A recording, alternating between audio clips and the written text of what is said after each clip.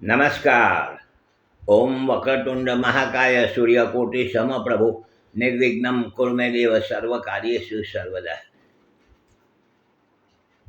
નવા વર્ષમાં રાહુનું અશુભ ભ્રમણ કોને ચાલશે એ વિષય ઉપર આપણે વાતો કરીએ છીએ. જન્મકુંડલીમાં રાહુનું અશુભ ભ્રમણ ચાલે છે એ આપણે થોડીક વાતો કરી ચૂક્યા છીએ. તો રાહુનું શુભ ભ્રમણ પણ ચાલતું હોય છે. જેવું અશુભ ભ્રમણ છે એવું શુભ ભ્રમણ પણ કહેવાય છે.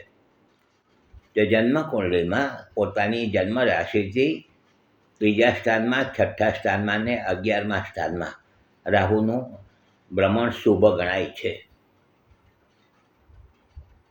જન્મકુંડલીમાં રાહુ મહારાજ થોડાક શુભ થઈને બિરાજમાન થયા હોય, ગોચરમાં શુભ ભ્રમણ ચાલતું હોય, તો એવા સમયે આવી વ્યક્તિઓને આકસ્મિક લાભ થતા હોય છે.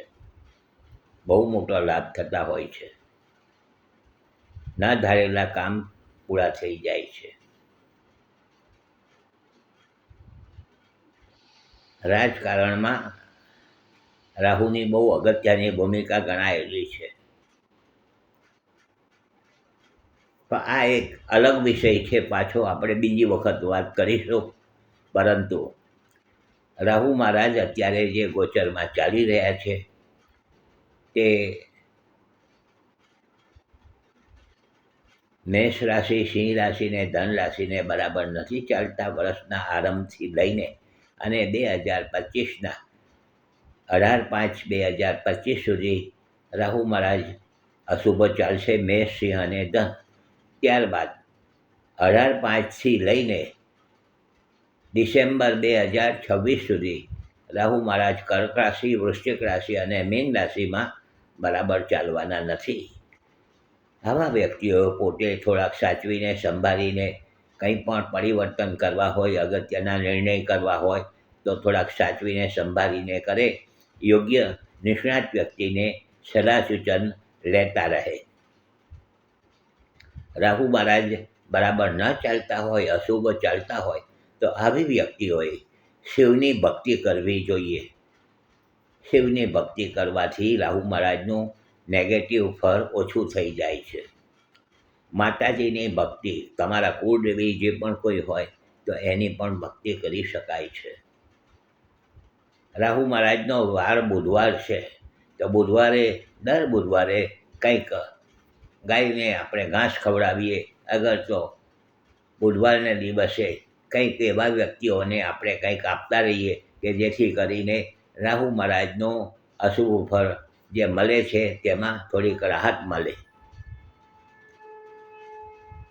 મારા લાલ કિતાબ મેં ઘણા વર્ષો પહેલાં લખ્યું હતું, આજથી ઘણા વર્ષ પહેલાં, અને ગુજરાતીમાં મેં પ્રથમ લાલ કિતાબ લખ્યું. એમાં મેં રાહુના ઉપાયમાં બતાવ્યું છે કે વહેતા પાણીની અંદર આખું શ્રીફળ મૂકવાનું છે. આ પ્રયોગ 11 બુધવાર સુધી કરવાનો હોય છે. તો આ એક ઉપાય છે. આ પણ ન થઈ શકે તો કોઈ પણ શિવ મંદિરમાં આખું નાળિયેર છોડ્યા વગરનું 11 બુધવાર મૂકવાનું હોય છે. આ પણ બહુ સારો ઉપાય છે. કારણ કે રાહુ એ મસ્તક છે ને આપણું જે શ્રીફળ છે એ પણ મસ્તક જેવું છે. એમને આપીએ છીએ, ખોટી બુદ્ધિ આપણી ન થાય, ખોટા નિર્ણયો આપણાથી ન થાય, કહેવાનો આશય આ છે. તો રાહુના ઘણા બધા ઉપાયો છે. આપણને જે યોગ્ય લાગે, યોગ્ય નિષ્ણાત વ્યક્તિની સલાહ સૂચન મુજબ આ બધા ઉપાય કરી શકાય છે. વિષ્ણુ સહસ્ત્ર નામ પણ દર બુધવારે કરી શકાય છે. શિવની ભક્તિ પણ કરી શકાય છે. માતાજીની ભક્તિ પણ કરી શકાય છે. તો આ રાહુના ઉપાય છે આપણને શાંતિ. બીજું એક રાહુના ઉપાયમાં ભૈરવની ઉપાસના કરવાથી પણ આપણને શાંતિ મળતી હોય છે. રાહુના અશુભ પ્રભાવમાંથી આપણે થોડાક મુક્ત થઈએ છીએ. તો બહુ ઘણા બધા ઉપાયો છે. આપણને જે યોગ્ય લાગે એ કરી શકાય છે. પણ કહેવાનો આશય એ છે કે જ્યારે ગોચરમાં બરાબર રાહુનું ભ્રમણ ન ચાલતું હોય તો આવા સમયે વ્યક્તિએ ખૂબ સાચવીને સંભાળીને કોઈ પણ નિર્ણય કરવા જોઈએ. કોઈની સાથે બહુ મગજમારીને ના કરવો જોઈએ, કોર્ટ કચેરીમાં ન આવવું જોઈએ. આ બધી વાતો છે, સ્વીકારજો. સારું લાગે લાઈક કરજો, શેર કરજો, બીજાને જોવાની ભલામણ કરજો. હસમુખલાલ ઝવેરીના સૌને નમસ્કાર. જય શ્રી કૃષ્ણ. ઓમ નમઃ શિવાય.